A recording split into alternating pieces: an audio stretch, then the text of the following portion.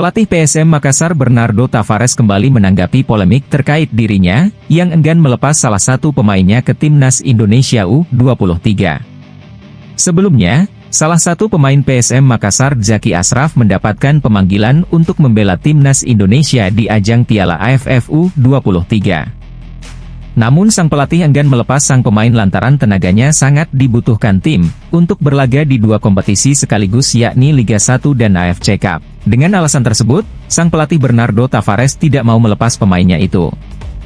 Hanya ini menjadi polemik setelah manajer Timnas Indonesia, Sumarji melemparkan kritikan pedas kepada pelatih asal Portugal itu.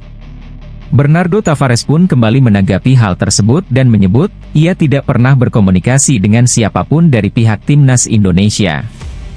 Pelatih berusia 43 tahun itu bahkan menyebut dirinya sudah melepas banyak pemain mudanya ke TC Timnas Indonesia, dalam waktu yang lama. Akan tetapi untuk saat ini, dia tidak melakukan hal tersebut. Karena menurutnya, berlaga di ajang AFC Cup dengan kekuatan penuh akan sangat membantu tim. Apalagi kemenangan yang mereka raih di ajang kasta kedua sepak bola Asia itu bisa mendongkrak posisi Indonesia di ranking FIFA. Bernardo Tavares pun meminta kepada pihak Timnas ataupun PSSI menjelaskan secara detail rencana mereka untuk para pemain agar kedepannya bisa tertata rapi dan tidak terjadi hal seperti ini.